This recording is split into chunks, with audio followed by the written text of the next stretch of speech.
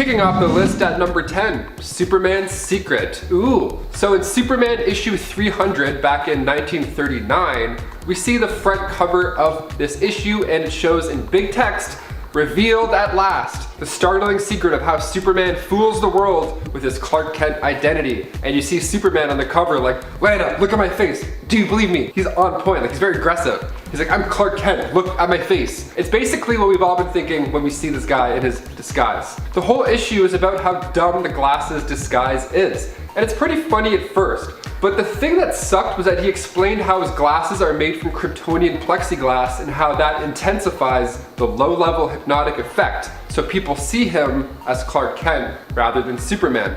So he can be dressed in his gear and people are like, "No, you're definitely Clark Kent. I'm looking right at you. Your chest is the size of a car, but you know what? I think you're still Clark Kent." It wasn't until Byrne's 1986 reboot until this power was dropped. Thankfully. Because if they'd kept that idea, then it would have made the comics where Bruce Wayne pretends to be Superman pretty unnecessary. Also, if Superman has these powers in comics or movies, that would just be hilarious. It would just be Henry Cavill at the bar in his Superman gear just flexing, then a guy pours a beer on his head while we're just staring at him in costume. That would have just been weird. That guy should have been punched out to space also. Forget about his truck being stuck in trees. He should have grabbed him and just went, gone. Number 9, One Punch Man.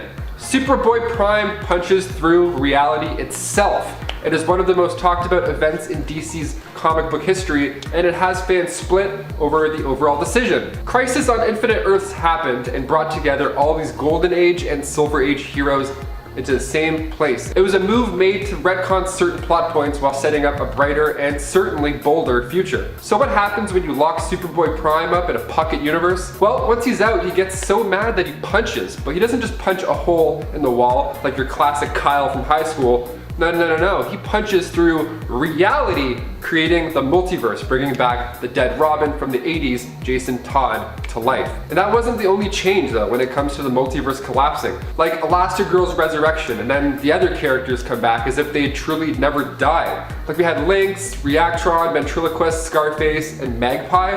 This punch also changed some major history with Joe Chill, which I'll get into later. The numerous versions of General Zod were also replaced by just the one version.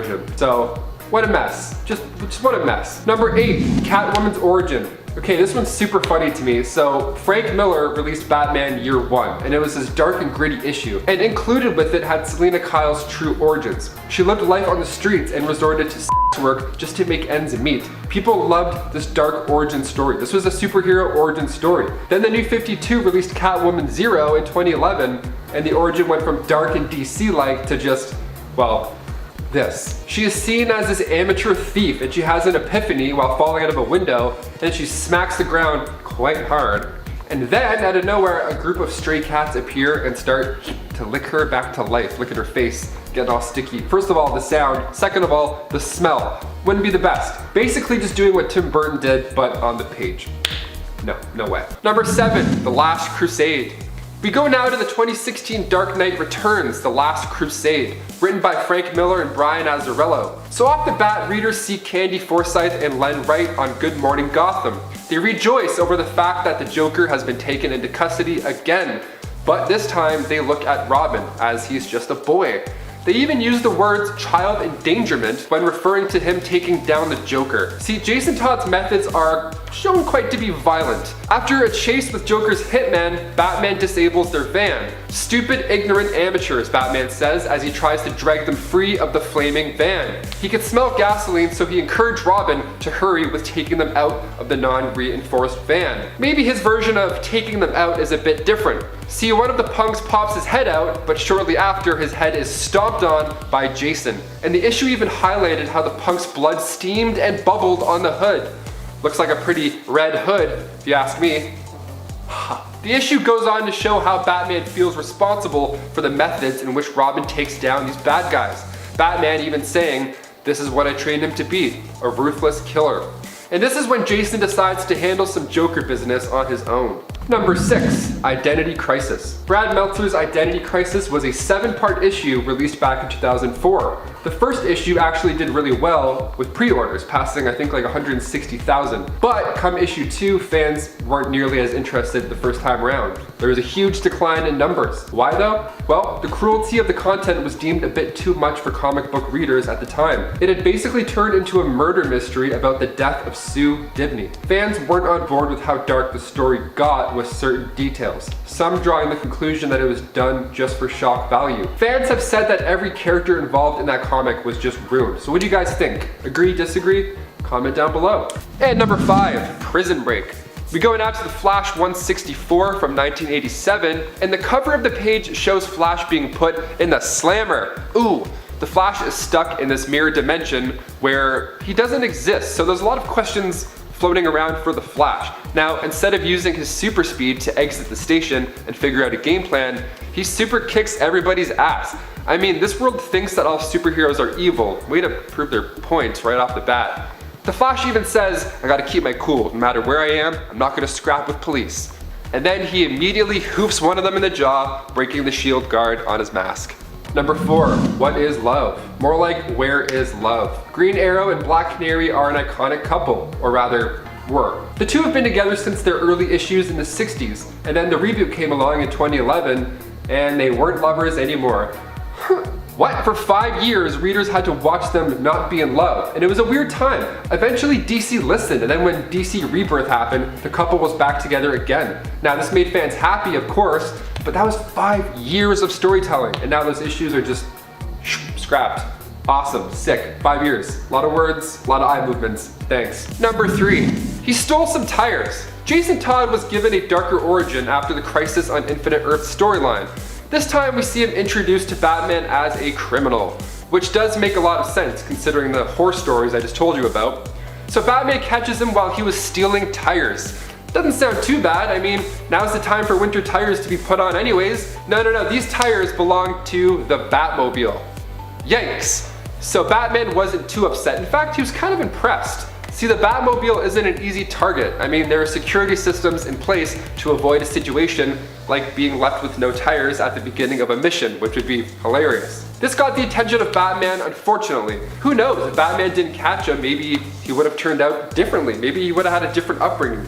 Just like as a petty thief rather than, you know, Red Hood. That would be a great alternate issue though. Batman's like, I'm on my way, and then he just sees this car with no tires. He's like, okay, I'll be there in like 42 minutes. Damn it! Number 2, Jack and Joe. We all know the name Joe Chill, the guy who killed Bruce Wayne's parents, Martha and Thomas Wayne. Now, after watching the 1989 Tim Burton Batman film, there's now another name in our minds when we think of the person that killed his parents. We of course think back to the Joker, and having him as the one who killed his parents in the movie. So, which is the right one? Which one's true? So fans had to wonder this for years. If Joe Chill was actually the killer, these are confusing times. And then in Infinite Crisis issue 6, we see that Chill is again the killer of the Wayne's family. Thankfully, I mean, part of Batman's story was based off this way of things. And after Infinite Crisis, they made it so Chill was arrested the same night he killed Bruce Wayne's parents. These stories are way too confusing at times. Even reading this, my brain hurts. And finally, number 1, no kill. We all know Batman by his one rule, and breaking that rule is Joker's goal in the Dark Knight film, to never kill. Of course, having his parents die at the hands of a killer, one would assume he's not too fond of the act. But let's go back. Let's go back to Batman's first appearance. Back in 1939, Detective Comics issue 27. We straight up see Bruce push a guy into acid. Acid! It's said in the early days that many criminals died by the hands of the Bat. Bill Finger came in and retconned it so the Caped Crusader, starting in Batman issue 6, tells Robin that we never kill with weapons of any kind. With weapons? Ooh, gotta read the fine print, I don't know. No, Batman at that point still goes by the no kill rule. But what do you guys think? Was his actions, like in Batman vs Superman, unwarranted? I mean, this is obviously a darker, older version of the Batman where clearly people close to him have died. I personally think he should kill. Make it so he pops dudes. People love the Punisher. I mean, you know, he wrecks people. Go get him, Batsy. Number 10, the football game. To kick off this list, pun intended, we go back to the golden age of comics with Jay Barrick to Flash Comics issue 1. So back in the 50s, the issue opens up with Jay trying to get the attention of Joan, but she's not interested, all because he sucks at football. In her words, she even says, "A man of your build and brains could be a star." Both tridents hurt. Oh no, whatever shall we do? Haha. And then in comes the super speedster just to ruin the game for the rest of the guys who've trained for like 16 years of their life to get there. And I love how happy he is too at this moment. Like he's clearly been waiting for this his entire life. Like he just flies through touchdown after touchdown after touchdown. One guy on the other team has the right idea. He straight up quits. And the game ends being 65-30. I mean, save some action for the rest of us, Jay. We warmed up for like 2 hours, come on. And before we move on to number 9, guys, if you haven't already, please give this video a thumbs up. It helps us a lot here, and it's right there. It's right somewhere down there, it's that one. It looks like a hand with a thumb, it's hard to miss. All right, thank you, now back to the list. Number 9, super kids. Nothing beats a family outing. Either that means a trip to the movies or battling monsters with your super kids. That's right, once Wally West and his family returned from a fun little Speed Force trip, his kids had powers. How fun. Now, being so young, there's the Incredibles type question. Should they be allowed to be superheroes? Well, in the Flash Volume 2, issue 233, Wally comes up with the mindset that speedsters age differently. And sometimes it's hard to understand how much longer they have to live. So Wally thinks it's best to let them do what they want because YOLO, am I right? And it's a pretty cute issue. Like the kids are eating peanut butter and jelly sandwiches, trying to fuel up for the fight. In the first few pages, Iris even admits that she stole the sandwich from a fat kid, so everybody wins. Those were her words, not mine. God, I should add another point to this list just for that line. What a savage. Number 8, the loop of life. Everybody has that one memory they wish they could just delete from their brain. Like maybe you were late for work and then you spilled your coffee all over your lovely flannel shirt. Now, what if you had to relive that nightmare over and over, Groundhog Day style? Well, that's what happens to Zoom. In Flash issue 200, Wally West uses his powers to defeat him, but he freezes him and makes him repeat the worst day of his life over and over and over again. Now, this is why I want to be a speedster. This issue right here. I would love to do this. I would just make everybody chill out in their favorite memory and just kind of lay low. Maybe a couple I'd put in some embarrassing memories, you know? Of course, I mean, I'm a human. Like he looks like he's in so much pain. You could just tell by the dramatic one teardrop. This is literal hell that he's in. He just sits and repeats the line, "He doesn't have a gun, trust me, Ashley," over and over. Poor Hunter Zolomon. I mean, he's not the best guy in the world, but you can't help for feeling somewhat bad. I mean, he's a human. Number 7, after the New 52 retcon, we saw Barbara Gordon in an entirely new way. So Alan Moore released The Killing Joke, and in this comic we see a paralyzed Barbara Gordon from the waist down. She then became Oracle and did a pretty bang up job with the Bat family. Also, she's in a wheelchair. How often do you see that? More inclusion for the win, folks. Let's get it. But with the New 52 retcon, we have Barbara Gordon back as Batgirl. So while some fans are happy with the change, most have expressed quite a bit of rage online, rightfully so. And number 6, death is cool. Flash Comics issue 1, this time it's in the shape of Jay Garrick. So Flash decides it's a smart idea to go and attack a group of villains. Now at this point it's early in the comics and he's just now buckling down with the responsibilities of his new powers. So he goes, I'll go after them, let's do it. So what does he do? He ends up in a chase with a villain named Sir Satan. Cool name. And then he runs his car off the road, literally runs it off the road. Then there he was in terrible shape in the burning car, and Jay, furthermore wanting to take on the superhero responsibilities, decides not to help, but to rather just look cool. Like at least collect his teeth off the dashboard first, you know? Fix his hair, maybe ask him if he needs a band-aid or two. I get it though. If I took down a supervillain, I'd probably talk some shit. I'd do monologues. I would do like Shakespeare monologues while he's burning in his car. And number 5, Earth 51's Joker. Now, halfway through this list, we're thinking maybe he's a bit of a troubled soul. Well, in the Final Crisis event, we see one of the craziest things ever.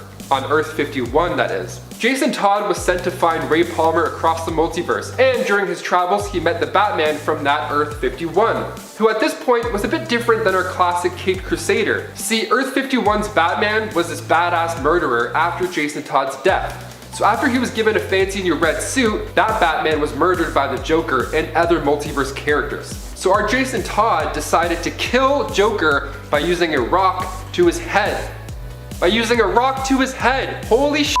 I mean, in all fairness, he was laughing at that Batman's dead body, so kind of warranted? I don't know. It's a rock. Number 4, ignoring a call for help.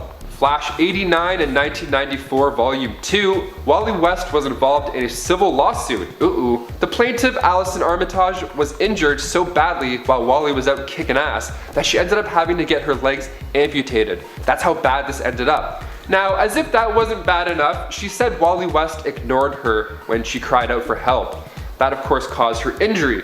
She wanted $20 million for the whole case. Allison's lawyer was none other than the villain Abracadabra. So Wally thinks that there's something fishy going on, and the Barry Allen Foundation made an agreement that Wally can't use the Flash outfit or persona.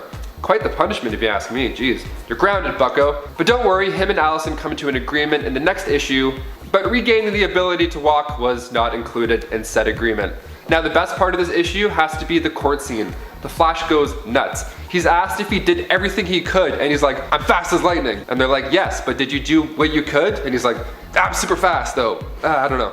Number 3, Dead or Alive. Superboy issue 158 came out in 1949, so it was a little while back now. And the cover of the issue is enough to pull any reader in. It shows Superboy in space looking down at a capsule with his parents in it. And the words, "They're alive, my real mother and father." And behold, a couple of sleeping beauties. Jor-El and Lara were drifting in space for 15 years. The radio transmission comes in, calling Kal-El, and then he's like, yo, that's my name, let's do it, let's go. And it's a nice moment or two. Superboy reflects on recognizing his parents' voices, even though he was just a wee baby when he last saw them. So how sweet. But in the New 52 Rebirth storylines, apparently Jor-El survived the Krypton explosion, thanks to Dr. Manhattan, and he then became Mr. Oz, who was like a villain. This New 52 retcon makes absolute no sense. We saw Krypton's death, and we also saw his parents dying in it with our eyes. And number 2, Immobile Inertia. So at the start of this video, I mentioned the name Bart Allen. Bart is the grandson of Barry Allen. Now, at this time, there's nobody like Barry or Wally to take the mantle of the Flash. He skipped the whole teenage years thing and went right to being an adult. Speedsters are wild, thus becoming the Flash for a small amount of time. Because the evil speedster Inertia, aka Thaddeus Thawne, killed Bart Allen. This evil clone of Bart Allen is responsible for him being gunned down. So when Wally West returned, he was pretty angry. But instead of killing him, he freezes Inertia, making him this sentient statue, and added to the Flash Museum, just blinking and breathing for eternity. Of course, staring at Bart Allen the whole time. Quite the punishment, I like it. I'm here for it, as the kids would say. And finally, number 1, Flashpoint. One of the biggest upcoming DC movies, and for good reason, the Flashpoint storyline, where the Flash tries to go back in time to save his mother from dying her tragic death. Not a bad idea at all. I'd probably try and do that too. This story was released in 2011, written by Jeff Johns and Andy Kubert, and starts with Barry waking up with no Flash powers. Interesting. In fact, the Flash doesn't even exist. Everything has changed. His mother, Nora, was still alive. Score! And his father, Henry, died 3 years prior. Not score. Yeah, in his own timeline, his father's actually alive. He's just in jail. There's no Justice League at this point, and Superman isn't even in the picture. The best part? And one plot point that we're most looking forward to is that Batman in this universe is actually Thomas Wayne, Bruce Wayne's father. So Bruce ended up dying that night instead of his parents. So this caused his mother Martha to go insane, and then she ended up becoming the Joker. And that's why during the opening credits of Batman vs Superman, we're all hyped in the audience because we see Jeffrey Dean Morgan and Lauren Cohen, 2 amazing actors in such a small opening scene with no dialogue. Interesting. Now, with recent news of Michael Keaton set to return in that storyline, Jeffrey Dean Morgan took to the internet and said, Michael Keaton swooped in and took my gig. Nah, I think that's super cool. Ever since Zack Snyder walked away, my whole kind of bit in that world has walked away with him. However, there's always a chat going on. God, I hope Jeffrey Dean Morgan would be the best dark Batman. Like, we've kind of been waiting for a long time. Just do it, just do it. So we shall see, fingers crossed. I think that movie's coming out June 2nd, 2022. For now, I mean, let's all wear masks. Maybe we'll see it sooner. Just an idea. Kicking off the list at number 10, Hush. Dr. Thomas Elliot was a childhood friend of Bruce Wayne's. Their upbringing, however, is just a touch different. See, Tommy tried to kill his parents so he could inherit their fortune, but unfortunately that didn't go as planned. But because Bruce's father, Thomas, was so great with his hands, surgically he was able to save them. So he of course became the masked villain, Hush. He spent his years working up ways to get revenge on Bruce Wayne, even getting help from, of Of course, Red Hood. Now, of course, he knows quite a bit about Bruce. So, Red Hood's job was to mess with Bruce's head. That version of Red Hood ended up being seen as Clayface, because he wasn't ready to reveal himself to Batman just yet. So, while the Riddler's mind was enhanced in the Lazarus Pit dip, he figured out who Batman was. But of course, Jason Todd gave him confirmation. And before we go on to number 9, if you haven't already done so, make sure to hit that like button, because it helps us out here at the studio quite a bit. Now moving on to number 9, Joker Beatdown. See, usually when a main character dies in a comic book or a movie, the rest of the film just shows the other lead gearing up for revenge. In Jason Todd's case, death was not the avenging action to make. See, after the Joker had killed Jason Todd, Batman didn't kill the Joker. Now, of course, his one rule holds him from doing that, but in this case, is it warranted? Red Hood believes so. In fact, he ended up kidnapping the Joker and torturing him, even giving Batman an ultimatum. Kill Jason, or let Jason kill the Joker. The beating itself is just beautifully awful. Number 8, Arkham Knight. Fans rejoiced when the 2015 Arkham Knight game was announced. We loved the series since Arkham Asylum, back in 2009. Wow, 11 years ago. Get out of town, I feel sick. Are we all getting old? Are we just old now? Is that it? But when it comes to Arkham Knight, this was one of my favorite video games of all time. Not even just saying that. So of course I have to include it in this list. The villain in the game was of course the Arkham Knight, who was revealed to be Jason Todd. Now, instead of dying at the hands of Joker, he was being held hostage and driven insane, eventually becoming one of the hardest villains I've played in a superhero game. So he sports the new outfit and conflicts chaos for the 17-hour gameplay. That's around 45 hours for the 100%ers. I got to like 42 hours, I couldn't do it. It was too much. The Riddler trophies? Get out of town. Who has the time? If you haven't already played it through, there's a few alternate endings. So make sure if you do play, you really try and collect everything, because those alternate endings are creme de la creme. And number 7, more mind games. Yes, of course, we go back to that same issue, Flash 200, where he puts forth this amazing plan to mess with everybody's mind. So now at this point, the Flash thinks, you know what, it's probably best if everybody just forgets who he is. Not too bad of an idea. So he gets some help from the Spectre and Hal Jordan. They talk it out, and Wally figures if he mind wipes everybody, all will be good. Bang bang, boom. Well, Wally ends up forgetting who the Flash is as well, for a short amount of time. So with everybody not knowing about the Flash causes the opposite reaction. There's more crime. No speedsters in the way. Heh, let's go rob some shit. Number 6, Philippe Garzona's death. In Batman issue 424, The Diplomat's Son, we see Robin take matters into his own hands. Ranked number 28 in Wizard magazine's list of 100 best single-issue comics since you were born, The Diplomat's Son has one of the darkest title page illustrations I've seen. So we see a not-so-smiley Robin pushing somebody off of a building. And judging by the size of the cars down below, it's not the kind of push we saw from The Dark Knight. Now, the victim was a not-so-great guy by any standards at all, the victim being Philippe Garzona. See, after avoiding a sexual assault and battery charge, a lot of readers actually enjoyed Philippe's fate, considering how bad this guy is. After Philippe fell to his death from his penthouse suite, Batman swoops in and asks the pressing questions. Did he fall, or was he pushed? And Robin simply replied with, I guess I spooked him. He slipped. And Batman is left standing there thinking about what had just taken place and why. Number 5, Evil Amazons. Yeah, you heard that correctly. The New 52 comes through yet again to disappoint fans. The New 52 Wonder Woman series began in June 2016, and Brian Azzarello made the Amazons' origin so that they attacked sailors on the high seas that were too close to their land. Okay, and if that wasn't bad enough, Azzarello even went so far as to make the Amazons murder these sailors and then toss their bodies in the water. And if they have any sons, well, those sons are being sold right into slavery. I don't think we'll be seeing this in the Wonder Woman sequel. Maybe? Imagine if they went from like the first movie to like a band of hardcore pirates just whipping people off boats. Get out of town. The Wonder Woman Clay origin was preferred over the new stuff. These false memories that were written to her story were liked. Rightfully so. Number 4, Jason and Grayson. Following Infinite Crisis, DC released a comic in 2006 titled 1 Year Later, which, as you would guess, shows where our heroes and villains are exactly a year afterwards. So Dick Grayson moves to New York, and then he sees that Nightwing is there. And he's taking care of criminals. Like, taking care of them, you know? With a little side of death in there, just sprinkled in, you know, just some punches and some death. The suited up Dick Grayson is then approached by the fake Nightwing, who turns out to be none other than our Red Hood, Jason Todd. So of course they scrap it out and Dick Grayson is knocked off a building, with Jason Todd of course preaching how much more the city of New York liked his take on the Nightwing mantle. The pair end up fighting again for the second time and Jason Todd wins again. The two ends up teaming together, but seeing Red Hood steal Nightwing's mantle and kick some serious ass, that's one for the books. And number 3, killed Reverse Flash. Flash issue 324, we have the trial of the Flash storyline, and the cover of the issue is enough to make you want to pick it up and take a peek. We find Barry as he sets for holy matrimony with Fiona Webb. Now, leading up to what's supposed to be the happiest day of your life, Reverse Flash starts leaving creepy messages for Barry. One message literally spells out in big letters, "Guess who's gonna kill your wife again?" with a question mark that looks like a 2. Maybe he's going too fast, couldn't do it. Yeah, Reverse Flash had done that previously, but this time, he doesn't just punch him in the head a few times and talk smack. No, this time he changes it up a bit and breaks his neck. And afterwards, Barry was arrested.